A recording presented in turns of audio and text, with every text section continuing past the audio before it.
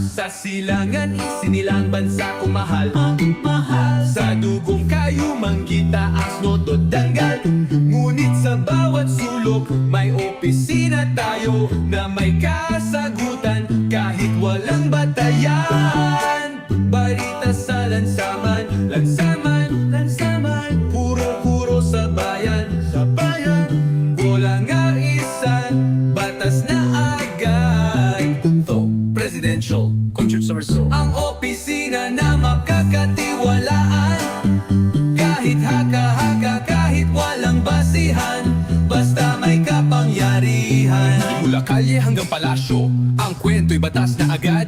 Pilipino magtanong-tanong, pero bawal magsalungat. Finalan yan, prudensyan, bike pass na agad. Sa isip ng may kapangyarihan, yan na ang atotohanan. Sabi ng opisyal, yan daw ang totoo. Pag may duda ka, ikaw ang kalabaan.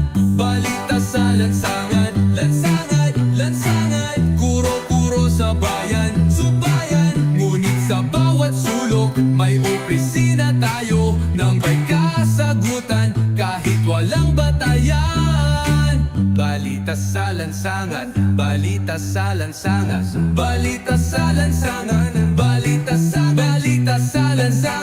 kuro-kuro sa bayan, hula ng isa, batas na agad. Ang opisyanan magkakatiwalaan, kahit haka-haka, kahit walang basihan, basta may kapangyarihan.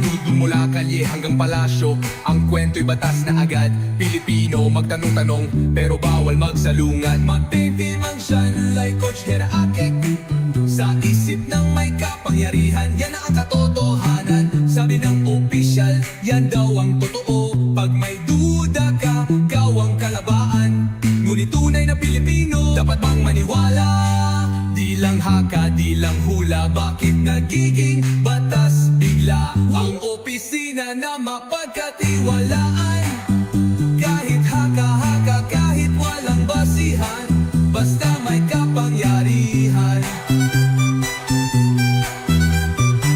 Ising mas da! Yo, shoutout sa inyong lahat. Hindi ko magana yung hindi na. Naka-live na ako, di ba? Live na ako, guys, di ba? Am I? Live na. Yo.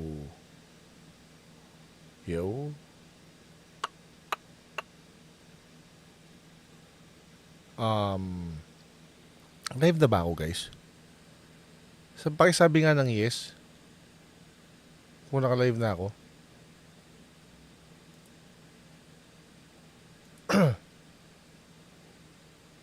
Live na. Okay. Ganun. Anyway. Let's go.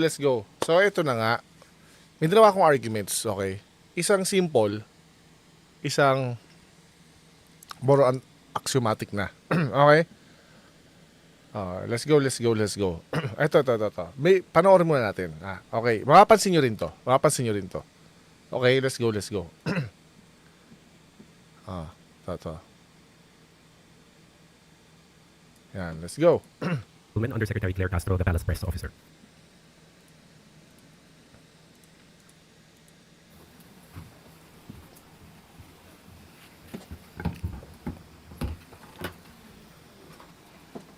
Magandang umaga, Malacañang Press Corps.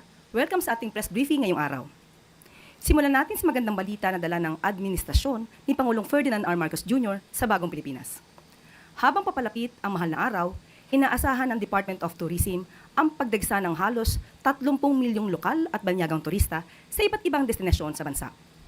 Ayon kay Tourism Secretary Cristina Garcia Frasco, na activate na ang DOT ang kanilang regional operations. Mahirap mag-report sa tourism kapag local lang yung pupunta mo. Pag local lang yung bisita mo. Naisip ko lang, why would you call it tourism, no? Well, the department is tourism, pero anyway. Centers para tiyakin ang maayos na daloy ng mga turista, lalo na sa mga lugar na inaasahang magiging matao ngayong holiday season. Ang mga operations centers na ito ay nakatalaga upang mag-monitor at mag-cooperate at makipag-coordinate sa mga pangunahing tourist spots, layuning masiguro ang maayos na pamamahala at karanasang ligtas para sa lahat. Panoorin po natin ito. Okay. Tingnan yung format ngayon Tandaan nyo, they actually discovered something that's very important. Okay? Kaya ang title ko dyan is a case for the redundant and useless PCO Usec for Malacañang. Nilagay ko yung redundancy or yung nilagay ko yung useless for emphasis. Bakit? Tingnan nyo na lang.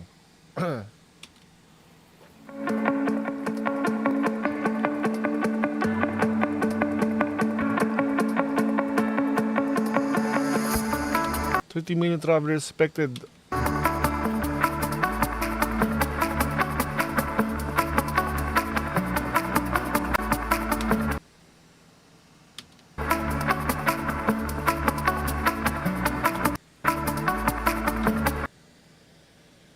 Hindi na ako nasakay ng MRT MRT ba yan?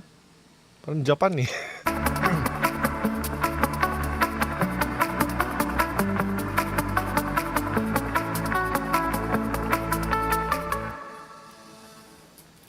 Good news na naman para sa ating mga estudyante sa Barangay Good news! Pulong, Sampaloc Elementary School sa Doña Remedios Trinidad sa Bulacan. Malapit na matapos ang renovation ng classroom building na ginagawa doon bilang bahagi ng Humanitarian and Civic Assistance Program sa ilalim ng balikatan exercises. Layon ng iaayos na classroom ang building na ito upang gawing mas maaliwalas at kaaya-aya ang learning environment ng mga mag-aaral. Patunay din ito ang commitment ng AFP at ng US Armed Forces para makatulong sa lokal na komunidad. Samantala, nagsagawa naman ng isang community health engagement activity. Hindi ko talaga matiis yung yung accent niya, yung pagbabasa niya na parang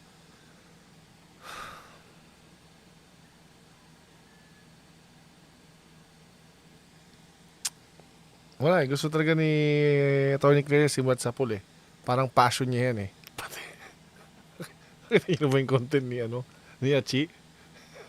Tumuntahan nga natin sandali. Ano yan? The Achi Show. Teka. Gagi. Hindi ko makalimutan, tumatanim, gagi.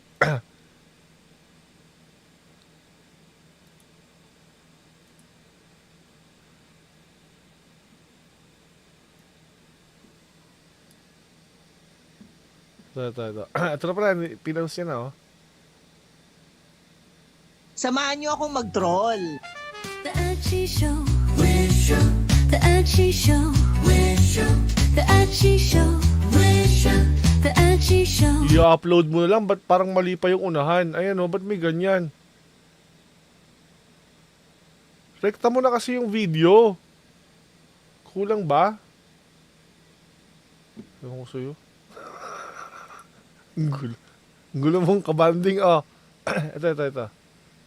Yeah. Saan ba yun?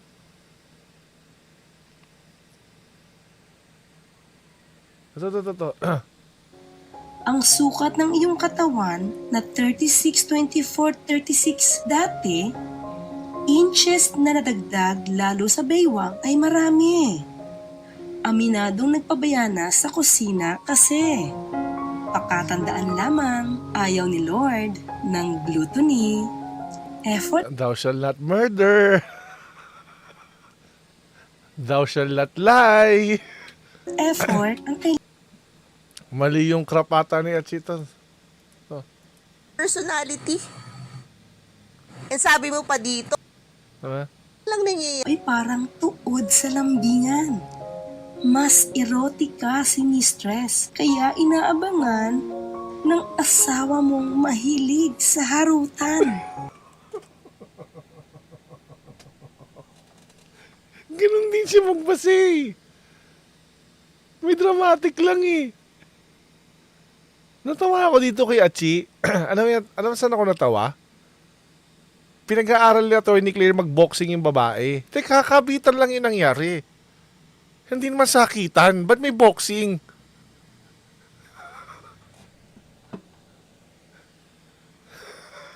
Teka lang. Si Usec ba? Oo, si Usec yan. Sa ibang kama na niya nais maramdaman ang init na bigay nito sa ilalim ng dilaw na buwan. Stop. Kuwang-kuha. Anong kuwang-kuha? Siya talaga yun, gagi. Anong kuwang-kuha? Siya talaga yung boses niya talaga yun. Gagi. Hindi si Achi yun. Siya talaga yun. Kaya kaunting panahon na lang at ikaw ay talagang iiwan. Oo. Si Tony Claire talaga yun. Ganyan din siya eh.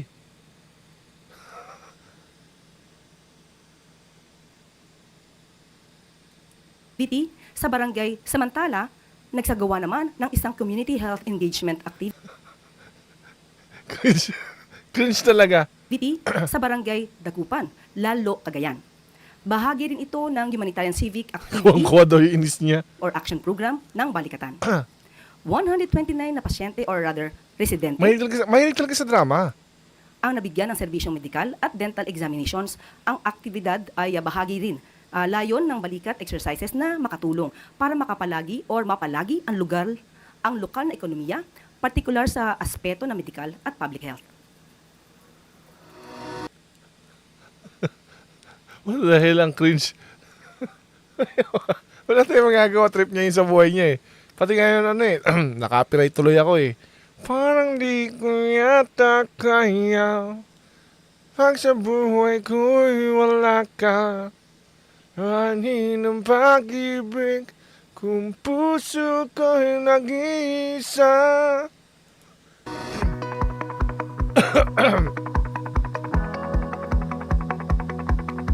Ano, Mikey?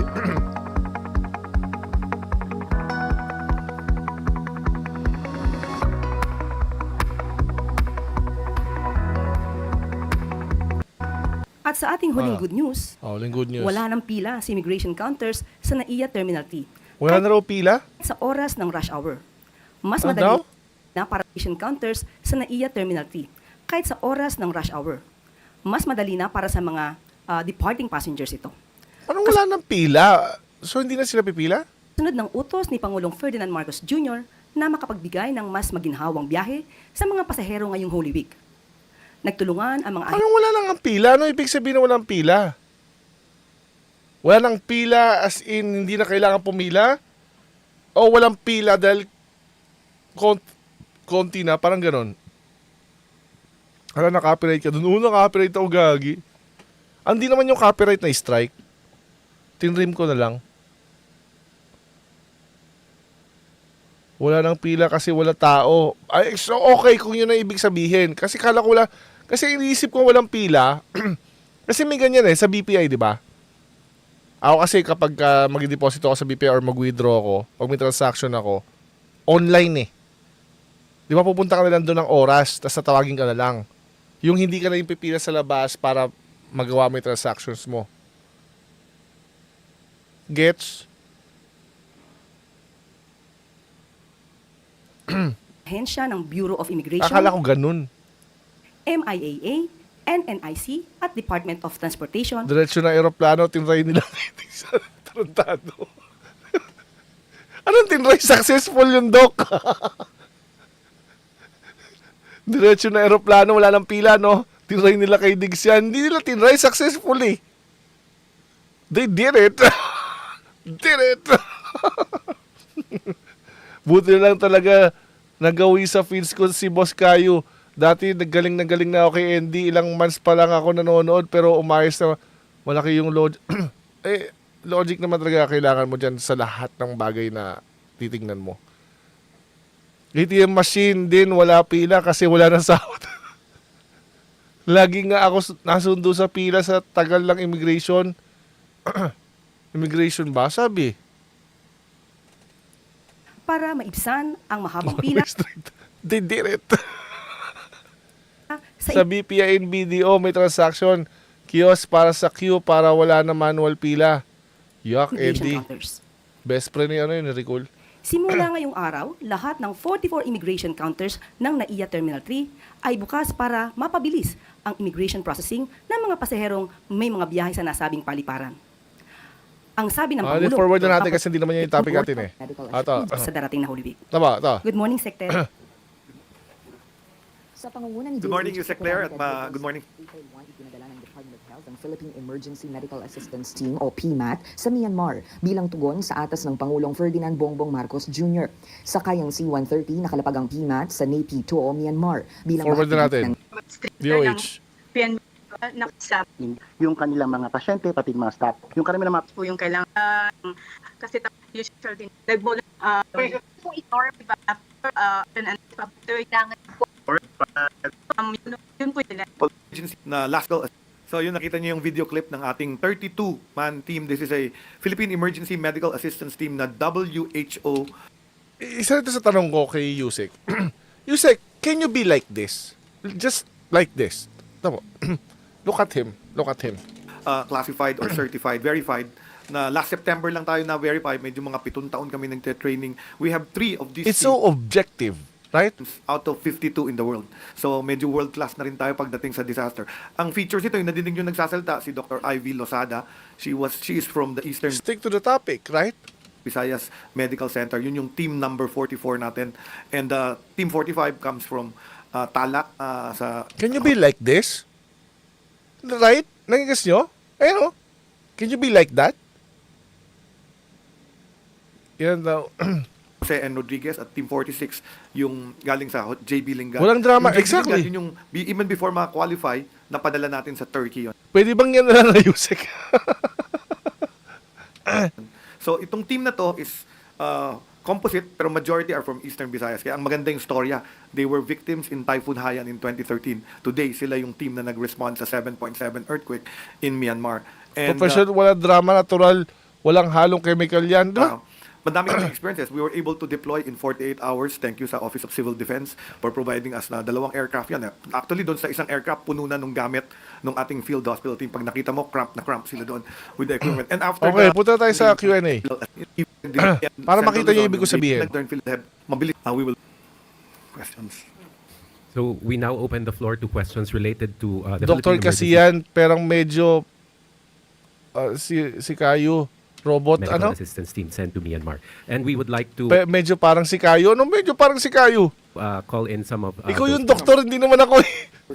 I introduce Dr. Ivy Losada. Siya ang ating team leader. Ah. Ang aming nurse, si Nurse Eric, and ang aming logistics officer, si Tyrone.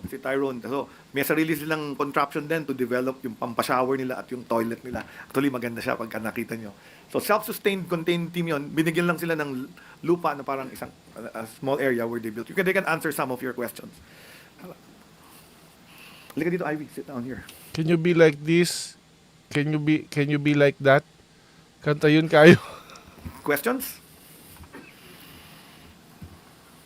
Christian Yusores, Ito. Teleradio Servicio. Mike. Very professional. That's one of my arguments. Very professional, sir, and knowledgeable. Yeah, that's one of my arguments. Correct. Good morning po, Secretary, and to the team. Congratulations po.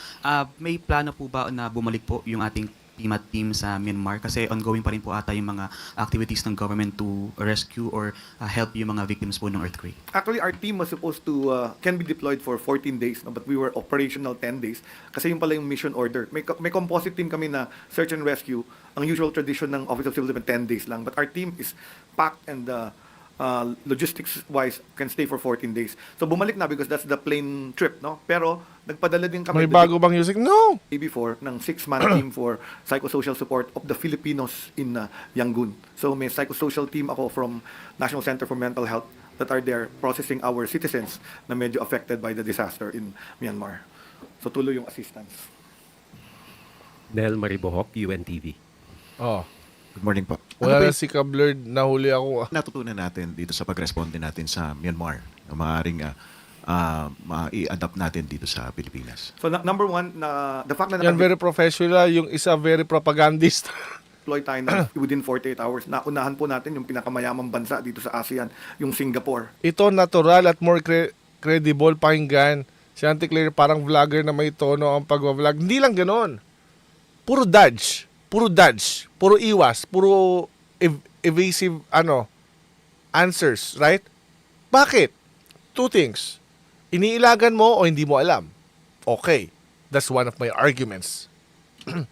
At na kinukwento nila sa akin, nung nag-set up sila ng kanilang field hospital, 6 hours na set up na nila. That's because of training. Kinukwento sa akin yung Singapore, 2 araw bago na set up at operational yung tent nila. Pero punta na tayo, no?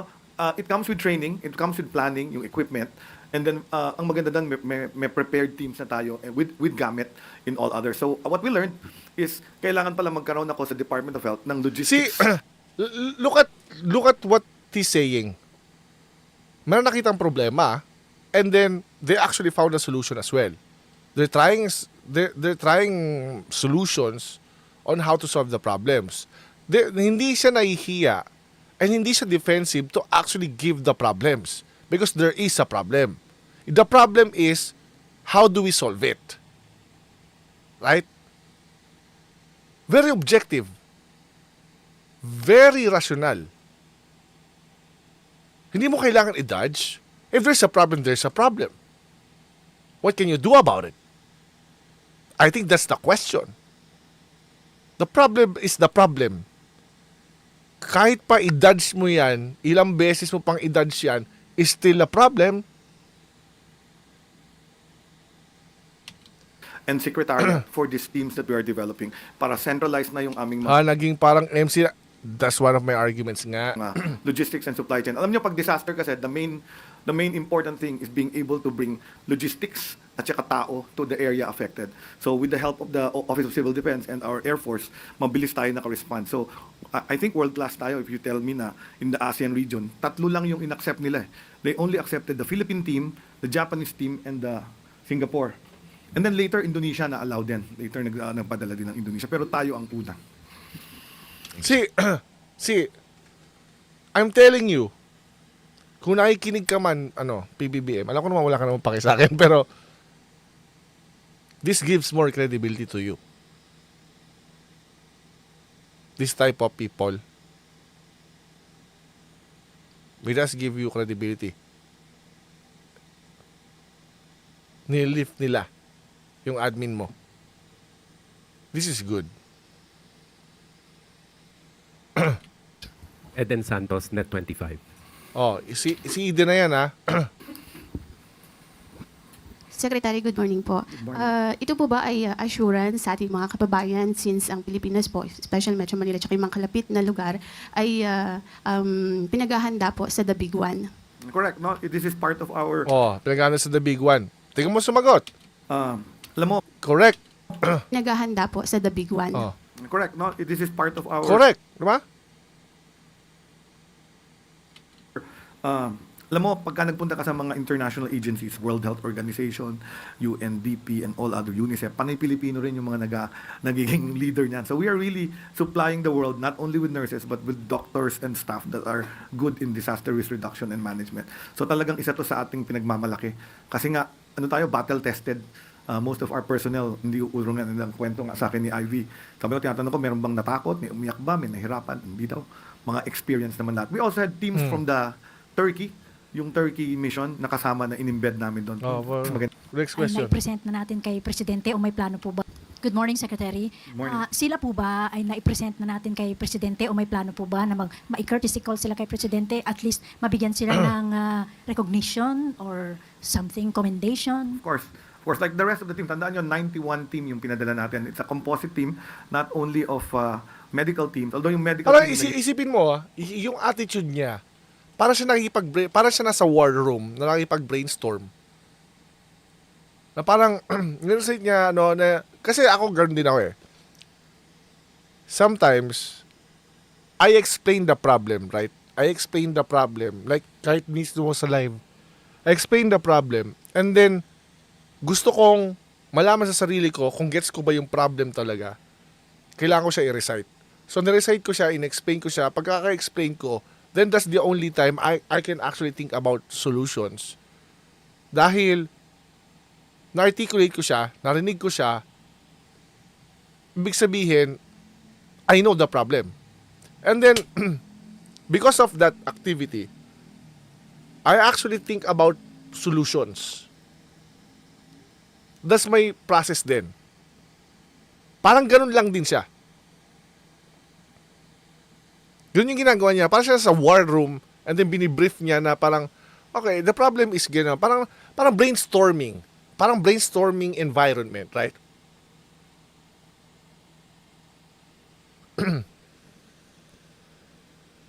Jomar Raimundo. Ba't gano'n? Ba't hindi ka lumalabas dyan? Kasi kayo, pag alam mo issue, alam mo sagot, confident ka talaga, gaya ng walang etos on point. Very natural. Kay, ba't di ko nakikita yung message mo dito sa kabila? Hindi yata ako naka-live. Ayun. Auntie Eden, makinig ka. Maigi. Nandun yung sagot. Yung pinaka-busy. Meron tayong meron tayong team, search and rescue team, USAR team, urban search and rescue team from the Bureau of Fire. Meron tayong MMDA team. Hindi siya Meron din defensive tayong kasi a problem is a problem. Wala tayong magagawa dun, right? teams from the private sector, and then there's the Army and the Air Force disaster response teams. So composite to 91, pero yung pinaka-busy yung medical kasi nga tapos na yung rescue eh. After 48 hours na tayo. Parang critical analysis and response. Correct, right? So most of the Emergency response, the big Oh, each hospital has about 100. okay trained- tayo dyan ha. Punta tayo sa police. Ito. Maraming salamat po, Secretary Ted Herbosa ng Department of Health and members of the team. Pwede na po na natin silang excuse. Salamat po. Ngayon naman po ay makakasama natin ang ilang miyembro ng Philippine National Police para naman sa anti-criminality efforts na utos ni Pangulong Marcos Jr. Nandito po ngayon sina Major General Roderick Agustus Alba and Director for Police Community Relations. At saka si PNP Public Information Office Chief Colonel Randolph Tuanyo. Ay, sir. Kayo na po. Maraming salamat po, Secretary Claire. Members of the Press Corps of Malacañan, magandang umaga po. Maraming salamat po, Secretary Claire. Usec, ni Secretary yan. Members of the Press Corps of Malacañan, magandang umaga po. In behalf of our Chief Philippine National Police, Police General Romel Francisco Marbil, allow me to read our statement, opening statement. This is in connection po sa Ay. Nako, nandiyan pa. Patili na wala pang bardagulan, wala pa. safety and security during this Lenten season. The Philippine National Police, in partnership with other law enforcement agencies, is fully committed to ensuring a safe, peaceful, and meaningful observance of Holy Week across the country. Through our operational guidelines, we call this Ligtas Sumbak 2025, we have strategically deployed our personnel and mobilized force multipliers. Ito po yung estimate sa presence Q&A kasi tayo. po yung mga sub-folk or also po natin good Nakala ko siya na wala pa. sa ngayon. pati din Ito na, Q&A. Sir, regarding this Holy Week, ano po yung payo po natin sa ating mga travelers, especially pati din sa mga Hello, Chabs. mag-stay lang po sa kanilang bahay to ensure their safety during this Holy Week break? Yes. Una-una ay we should remain vigilant, no? Yun ang sabi nga natin, yung crime are attributed to three elements, no? Yung opportunity, yung instrumentality, at yung motive. So kailangan po nating maging vigilant tayo. We save cellphone numbers sa ating mga cellphones at bago tayo magbiyahe ay alam natin yung mga hotline numbers kung saan po tayo pupunta. And of course, atin pong ipagbilin, no, sa ating mga kasamang bahay or neighbors natin, no, yung mga ating pupuntahan, and make sure na properly guarded yung ating bahay. Of course, na-mention din kanina yung mga risks sa health. Kailangan po nating we are healthy, no, during lalo na yung pagdadala natin ng mga sasakyan.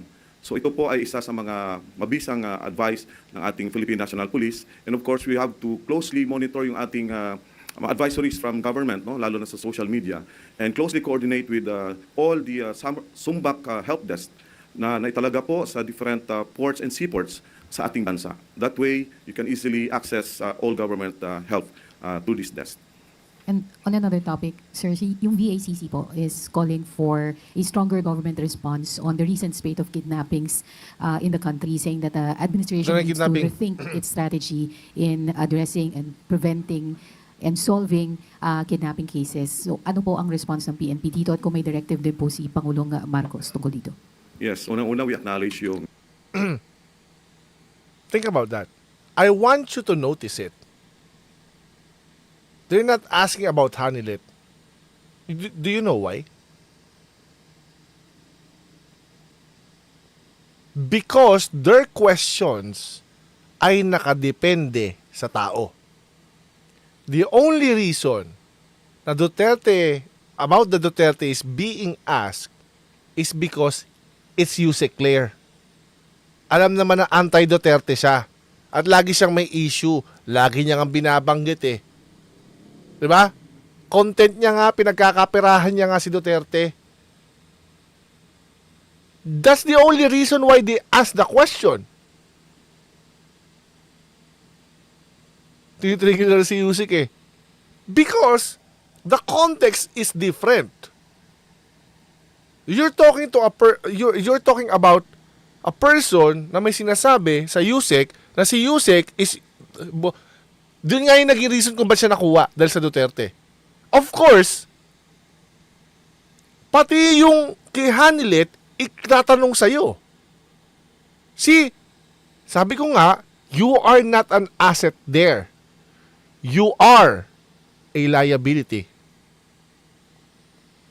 Parang alam na ng press con, tama kayo, clown tingin na sa kanya ngayon, sadwawa naman si Auntie Claire. information coming from BACC. But of course, Think about our this. PNP It's so professional. It's about the issues, about the topics, right? Oh, is a focus at alam nila puro intriga lang eh. Exactly. continuous law enforcement operations and anti-criminality operations. Mayroon pong tumututok na Special Investigation Task Group sa itong reported... Isipin mo iyan ang kaharap mo. Okay yung kanina. Would you really ask the question, ano po masasabi niyo sa sinabi ni Roque? Ha? Ikaw sasagutin mo na parang, sasagot kay Roque? Why? What did he say? Ganito. Well, he has that, yeah, he can express his opinion, pero that's not part of our issues. I'm sorry. Parang ganito eh. They're doing what they're doing. Let them. Okay? Bayaan mo sila dun. Leave them alone. kidnapping incident. But of course, we cannot compromise other security aspect ng ating bansa, no? Especially yung lalo na sa London season at itong ating Pero ang point doon, sayang pasahod unless minimum si Auntie Claire. Exactly. Kaya nga, this is my argument na useless and redundant yung pwesto ni Usec. Oh. na pagtulong sa ating Commission on Elections sa pagpapanatili ng peace and order during this election period. But of course, we acknowledge nga yung sabi ng ating BACC. Tama, Usec, ganyan sana. And we are actually restructuring yung ating, as guided by our Chief PNP, yung ating anti-kidnapping group na lalong mapapalakas yung grupo na ito to curb incidents such as kidnapping. And I'd like... Linyahan ni Digong dyan. Hayaan nyo di sa democratic country. Di ba? Parang hayaan mo sila doon. They're doing their stuff. As long as they're not doing a crime, if they're doing a crime, then we should report them to the right department. Walang kinalaman para sa kapakanan ng bayan, basta mali ni Duterte ay willing siya sumagot. Also to report, aside from these initiatives... isipin mo na lang, PBBM, tsaka Usec. Nandyan ka dahil sa pagiging anti-Duterte mo. Okay? Yun ka kinuha. Siguro personal experience, right? So, ganito. Kinuha ka dahil doon. Ngayon, for some reason, lalong napapahamak ngayon si PBBM because of that shit. Bumaba yung rating. Trust rating, right? Bumaba yung trust rating. Big contributor ka doon. Kasi lalong nag-zoom in. Lalong nag-stand out yung kakulangan ng admin. Because of you. Because of you. You know that. Ngayon, for some reason, yun pala yung problema mismo. Ang problema mismo is ikaw. Kung ikaw mismo yung problema, kasi etong mga to, think about it. Etong mga to yung humarap sa press. Eto yung mga credible. They know their shit. You don't know your shit because you're a shit. No, your job is a shit. Exactly for that purpose, hindi lang DDS nakakapansin. Right?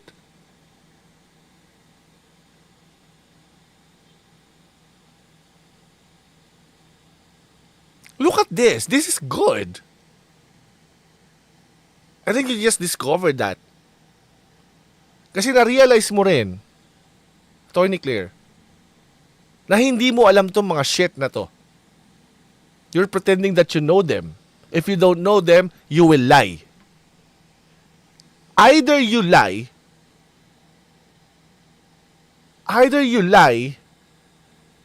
or you don't know shit. You're gonna dodge. See, think about it. Your very existence there is useless. Why? Unang-una, you don't know shit. Second, hindi mo kayang sagutin lahat ng mga department na yan. Na makakasagot niyan is yung tao mismo sa department nila. The secretaries or miski the Usec. But the problem is, sa lahat ng departments na may Usec, sa'yo yung useless. Bakit? Kailangan lang nila pumunta dyan para ipaliwanag sa press. Ano use mo? Wala. Sa lahat ng department na may Usec, yung sa'yo ang walang silbi. Why? Andiyan na sila, oh.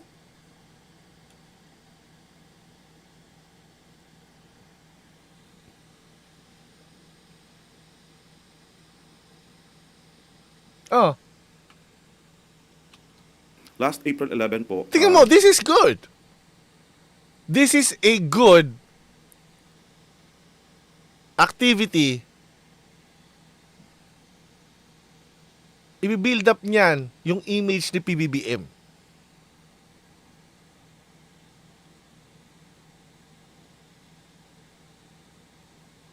But the problem is, you are useless now.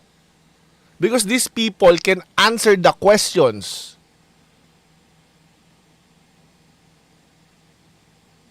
Alam mo sana may nakikinig itong PBBM o kaya si FL.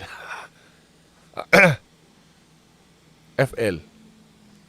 PBBM. Think about this. The very existence of Usec Claire Castro there is also the reason kung bakit kayo napapahamak. Let me give my argument why. These people won't be asked about the Duterte. Only her. If you want to avoid any issues about the Duterte, remove her. Let these people speak. Think about it. Kaya bumaba yung trust rating sa admin is because of this bullshit. Yung mga pinagagawa ni Attorney Claire dyan. If you want to remove the issue about Duterte, remove her. Kasi siya mismo yung nag-embody ng issue ni Duterte. The reason the press is actually asking about the Duterte is because of her existence.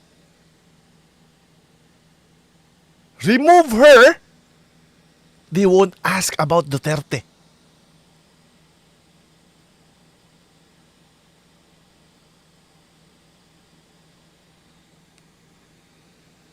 Think about it. These people are enough. They know their shit.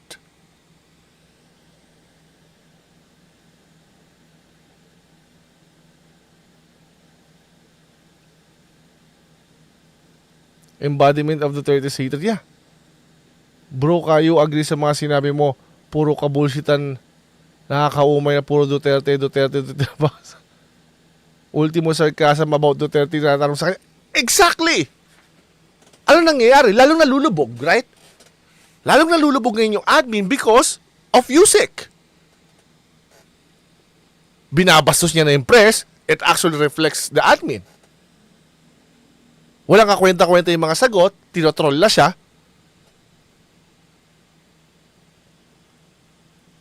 Tumpak kayo, don't speak up. All Duterte's focus on Philippine progress. That's all we needed. And that's what BBM needs. For people to look at the problems and also yung mga nagawa niya. Diyan. Ilang beses ko na sinabi yan eh. Ang trabaho mo is i-promote yung ginawa ni Duterte, ni BBM, at saka patahimikin yung issues about sa kanya. That's your job.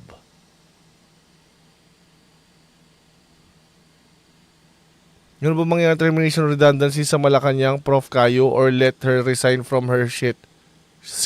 I don't know. Si BBM na bahala dyan. That's way above my pay grade.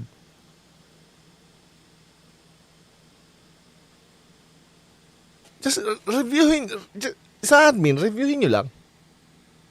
Reviewin nyo lang. Kung ano yung nangyari. Bawat press conference ni Usec Castro, laging may issue sa inyo. Either madadapa dahil nagsisinungaling, reflection ng admin, or magdadodge, pupunta sa Duterte. Oh, here we go.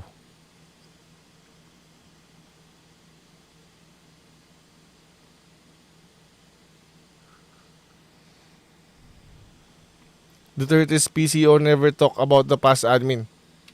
Yung ating Federation of Filipino-Chinese Chamber Commerce Industry Incorporated ay mismong pumunta po sa himpilan ng ating Chief PNP kasama yung may hirapan ng tao dito. Let me give my argument. Si Attorney Claire, ang daling basagin, ang daling i-debunk, ang daling sunugin. Why? She doesn't know shit. It's either she's gonna lie or she's gonna dodge the question. Napakadali. Tamo nadidebunk namin. Nadidebunk namin na hindi mo naman sinagot yung tanong eh. Paano naging magandang argumento yan? Paano naging sagot yun? Iniwasan mo lang eh. Pero these people, they won't evade the question. They will answer it. That's harder to debunk if they know their shit.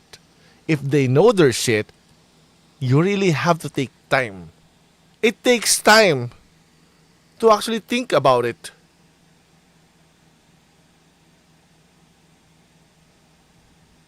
And there's no target here. Mahirapan sila because these are parang League of ordinary gentlemen, di ba?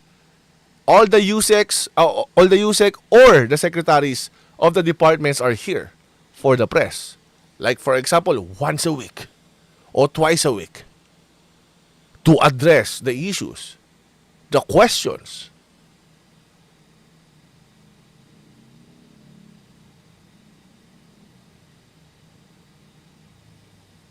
There is no way that people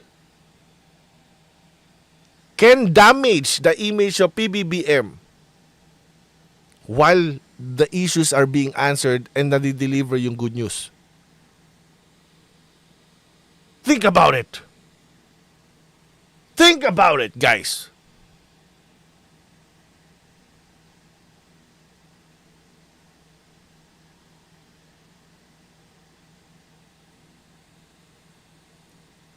These guys know their shit because it's their department. Usec Castro doesn't know shit. She's gonna lie or dodge the question. or commit mistake.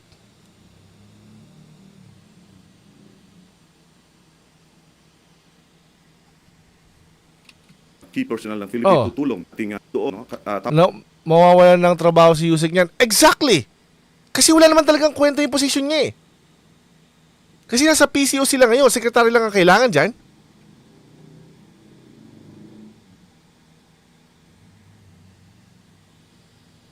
Kasi nandyan mismo yung pulong nila eh. Sa press. Unnecessary yung position ng Usec.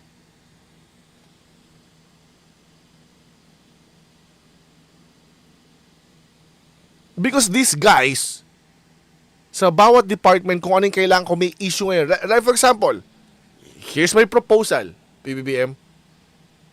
May good news, right?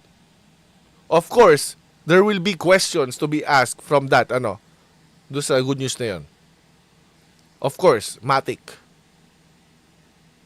Dapat nandun yung secretaries to answer the questions about the good news. Second, the issues about yung mga current na issues o yung viral issues about the government. Right? Then, padala din yung Usec tungkol doon. Then that's it. The next, yung susunod na good news.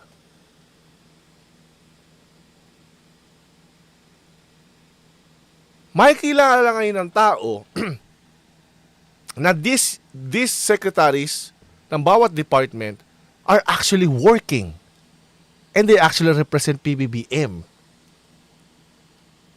Kapag magaling sumagot at tama yung sinasabi ng mga sekretary, gagandang tingin kay PBBM. Para wow, ang galing mamili ni PBBM. Wow, parang wow.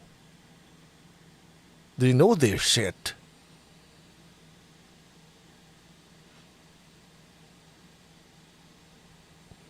Usec alisin, rating ni PBBM ay pataasin.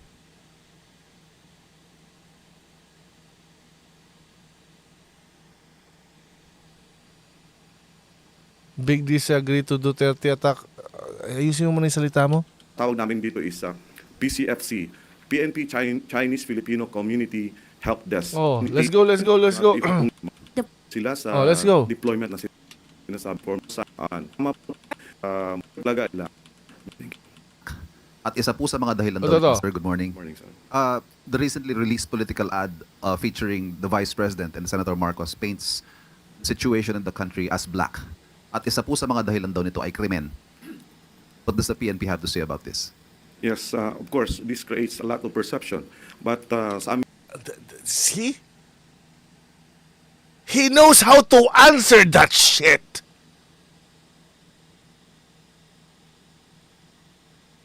Hindi mo kailangan maging defensive na bakit sa panahon niya, sorry, kailan yung campaign ads? Kailan? Akala ko, campaign ads ng 2022. He knows how to answer it. Usec Caso doesn't. Because she doesn't know shit. Look. Kasi he knows his shit. Oh. You have to say about this? yes, of course, this creates a lot of perception. But sa amin po sa PNP ay tuloy-tuloy lang pong aming kampanya against all forms of lawlessness. But we can only speak of our what we have, no, yung ating crime statistics, which we actually reported a few days or few weeks ago. Mali sagot niya, dapat kumpara niya sa panahon ni Duterte. Where it covers January to April of 2025 as compared to last year, where we have a big decrease of 26% sa aming crime statistics. So we stick with the reality, what we have now, yung aming data. So yung binabang... See? Very objective. Here's the data. Professional sagot, walang BS, professional. How can you debunk that? Well, you can debunk that with data as well, right? Hindi mo kailangan na campaign ads. Kailan yan? Ay, kala ko 2022. Did you say yesterday? Ganun ba yung pagkakasabi niya? Akala ko nung campaign ads ng 2022.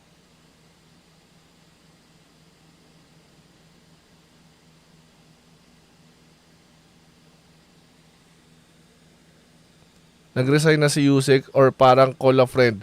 No, they discovered the way. The right way. They discovered the right way. But the problem is, when you discover the right way, your position as Usec is useless. Because this is the right way. You realize it, finally. Yan yung ibig sabihin ng walang monopoly sa knowledge. Specialization. Yan yung lagi ko sinasabi. You cannot answer those. You're gonna need to know all those shit to answer the question. And you don't know shit. Bakit? Kasi pagkatapos mo sa PCO briefing, anong gagawin mo? Mag-vlog ka. Tungkol sa Duterte. Right? Diba sabi ko, di ba dapat inaaral mo to? Di ba dapat pag ano mo, dapat aralin mo yan?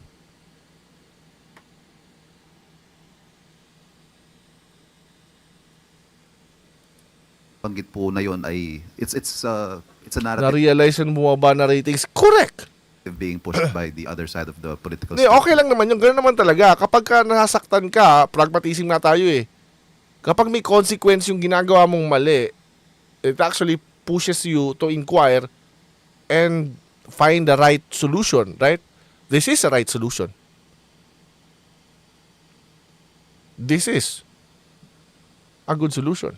Tama ho ba? Or ito ho ba'y perception lamang because the data does not seem to reflect that perception? Like I said, Yes po, so lazy si Auntie Claire. what that we see, minsan we are misinformed and disinformed, but we respect, no? Sabi ko nga yung perception nating community, but we speak of our duties na dapat naming pinapatupad and we shouldn't be affected by these negativities kung mayroon man. Exactly!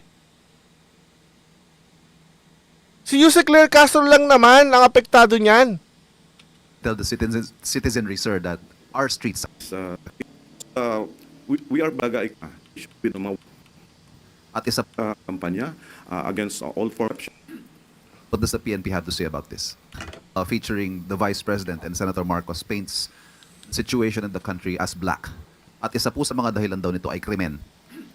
What does the PNP have to say about this? Ay, na pala. It's a by perception. Po nitong ating Ito. nagpalabas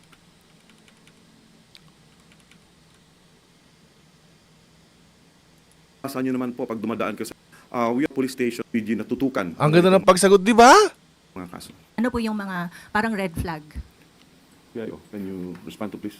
Mga kaso. Pero sir, when it comes to prevention, so para po makaiwas na hindi po sila mabiktima ng ganun, ano po yung mga parang red flag? Can you respond to please? Nabuhayan si Ivan magtanong, may sense sumagot. Sumasagot. Hindi, tsaka, nung ano parang ang girl lang siya, di ba? Titingnan niya lang si Usec eh. Thank you, sir. Thank you. Salamat po. Kausap po natin yung director po ng ating highway patrol. Doon po sa 8 focus crimes na nabanggit natin na bagamat 26% po dumarating po sa atin tukol po sa mga technical car natin po. Bibigyan po natin sila iba naman to. Ang ating pong mga barko ng Coast Guard ay naka-alerto din po. Kenneth Pasyente, People's Television. Hi sir, good morning po. Sir, may mga vessel. Ito naman. Po, para sa katanungan. Sila na may Coast Guard po. Share, please. Thank you, Usec. Ano sa MC na lang? Tinggi Commander Michael John Encina, Philippine Coast Guard. At ngayon Pwede po, na palang ganyan. Yeah, exactly. para sa katanungan, para sa food security, makakasama natin si NFA Administrator Larry Lacson. Kala ko DSWD. Morning, sir. Maganda rin ang mga inputs ni Miss Rosany about sa PCO.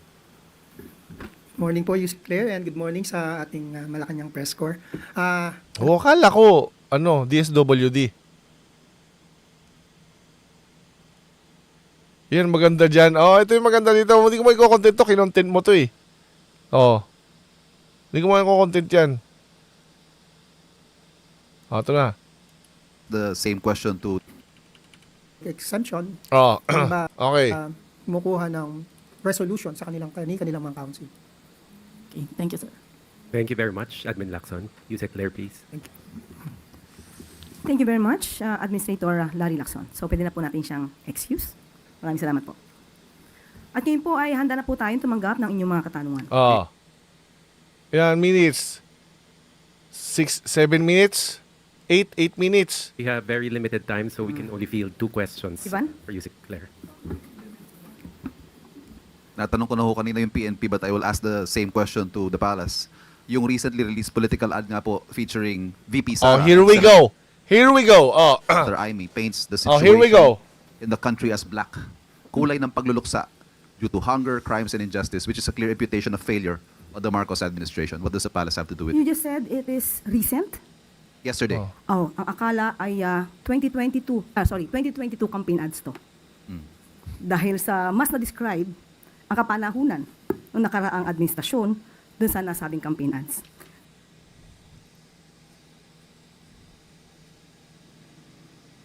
Paano? COVID yun. Unang-una, meron silang sinabi, teka lang po, tungkol sa... Di ba? Ito na yung argumento ko. Ang argumento ko na useless si Usec, yung position niya dyan, is dahil dyan. Nakita niyo kung gano'n kay-smooth yun. People of the Philippines are being informed because capable sumagot yung mga nandun kanina. Usec o Asec o secretary man kung sino man. Because they know their shit. Kasi because of specialization. Siyempre, hindi mo, kung ikaw mismo, yung existence mismo ng Usec, ikaw yung position mo dyan, Usec, sa PCO, kabubuhan na kagad. Walang kwenta. Bakit? Communication ka, di ba? Parang ganito. Ito, parang ganito. Halimbawa, may Usec sa ano ba? Department of Agriculture. Kunyari ganon. Of course, people will ask about agriculture. Correct? Clear ba tayo doon? Tama ba? Kahit sa ibang bansa, may mga Usec at ano din, di ba? Secretary? Right? Okay. Kung ano saan sila Usec, doon sila tatanungin, right? Kung saan yung department nila, doon sila tatanungin, right? Correct? Okay. Now here's the problem. Usec ng PCO. Saan sila tatanungin?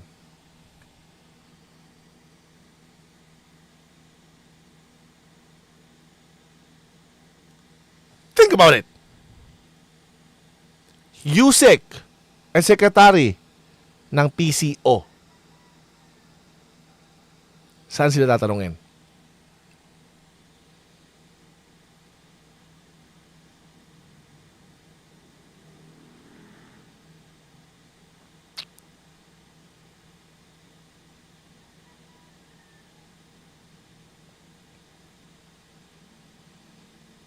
Diba sa mga activities sa president, supposedly, kaso pwede naman nilang gawin yan. Ano ba ang activities? Tama, ang activities. Sabi natin ito. Hindi president issues. Let's just say activities. Okay, punta ba tayo sa activities? Activities ng presidente. Ano ba activities ng presidente? Yung mga sekretaryong binanggit natin, right? Yung mga Usec na binanggit natin kanina, right? Sa mga departamentong yun, right? Yun yung activities ng presidente, right? That's why they are useful. It makes sense na nag-e-exist yung mga secretary tsaka Usec doon sa mga departments na yun. Pero sa PCO, it doesn't make any sense. It's redundancy.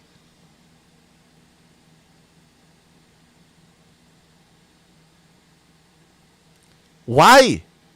Kasi kung sa proyekto at siya yung sasagot, She doesn't know shit. There is no way to know kung ano yung nasa departments and actually explain it. You cannot do that. Dahil may sarili-sariling specialty yan.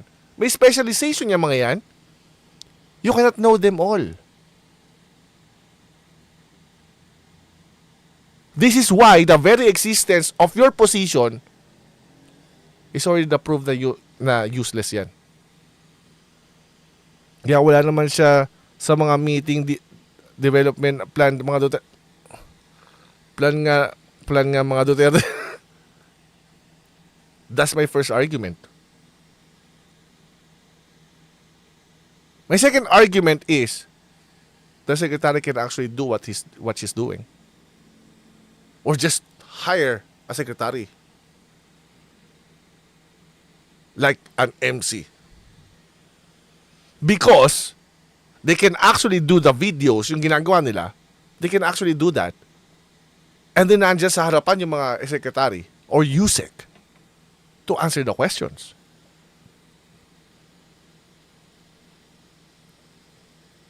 And that will actually build the image of PBBM.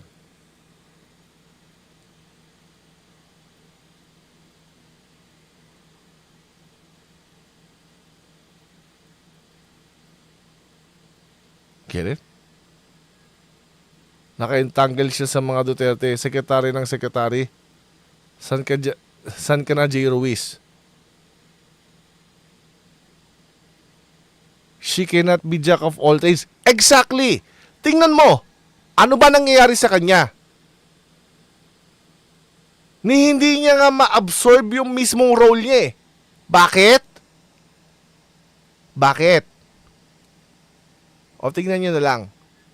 Yung lahat ng sagot niya, kapag may press na nagtanong tungkol sa isang department, either hindi ko alam, she would lie, or idadudge niya, or magkakamali siya. It's because of those options, mapapahiran ngayon si PBBM na incompetent yung nandun sa PCO.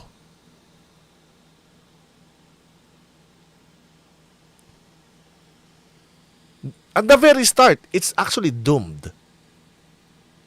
Hindi niya ma-absorb yung role niya dahil busy siya isingit ang propaganda niya. Not only that, after niya, hindi pa siya mag-aaral. Alam mo gagawin niya? Mag-vlog.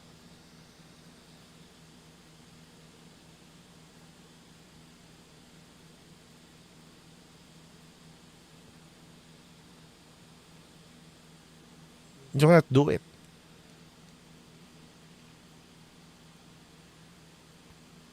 The very existence of your position is already stupid. You cannot answer the questions ng department. Ang mangyayari lang dyan is, tamo yung unang ginawa nila. Feeling ko ganito yung naging ganito yung nangyari. So, tinatry niya. Ganito ginagawa niya. Tinatry niya nung una. Sumasagot siya like for example, yung safe. Katulad nung kaya sa Digital 8, right? Nung tinanong siya tungkol dun sa mag-divest po ba si J. Ruiz? Sabi niya, alam ko ongoing na. She lied. Right? Kasi wala namang kailangan palang i-divest. Right? Example. Right? She just lied. Unang banat, sinungaling agad. Of course, bakit siya nagganon? Well, kasi common sense dictates na kung totoo nga yung sinasabi ng press na sa kanya yon or meron siya kinalaman doon, kailangan niya mag-divest. Common sense. So, she answered it that way. But the problem is, wala naman daw pala na stake si J. Ruiz doon. Then she lied.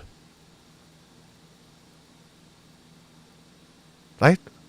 Tinry nila doon. So, tinry niya ang winging it. So, every time na may question, lagi niya lang gustong paganahin yung common sense niya. Okay? Ang alam ko po ganito, ang alam ko po pa ganyan. Minsan, nasabi niya, I don't know. Or i-evade yung question, right? Ganun yung ginagawa niya. Pero alam nila, it's unsustainable. Bakit? Isa-isa na lumalabas ngayon yung issue nung sinasabi niya. Yung atarantaduhan, yung kasinungalingan na ginawa niyang propaganda ngayon, lumalabas na. So, na-realize nila, wait, how do we solve it?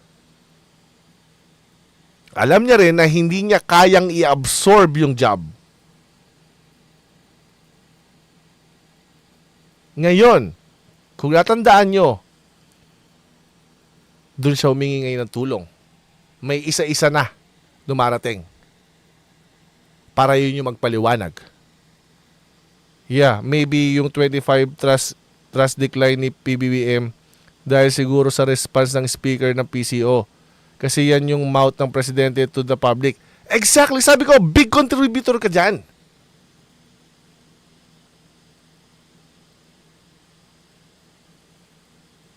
Ganun nangyari. Tapos na-realize niya na naman, so winging it ulit.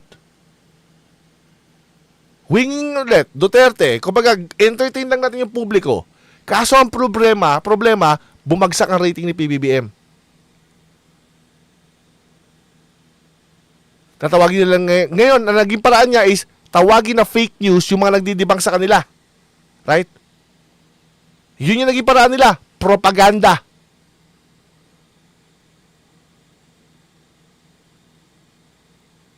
It didn't work. Sumabog sa mukha nila. O ngayon, alam nila, this is not working. Dahil stress na sila, pressure na sila sa nangyayari, naisip nila, okay, lalong napapahamak, ang daming maling sagot, pwede ba na isama mismo yung secretary ng department? Yes. You found the solution. But here's the bitter pill to swallow. Since you found the solution na ang dapat sumagot is yung mga Usec, yung mga secretary ng bawat department tungkol sa mga issue na yan, then it will necessarily demolish or render your position as PCO Usec na useless yung position mo.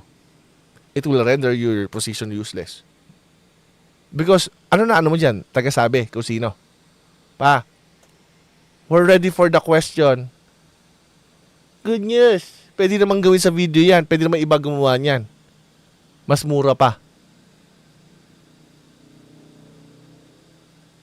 Actually, pwede nga mismo yung bawat Usec ang gumawa niyan eh. Mas efficient yun. So, that's my argument na your position not only endanger Malacañang, not only it gives the bad image sa presidente, it is also useless, redundant. Yun lang. God bless inyo lahat. Sa silangan, isinilang bansa kong mahal.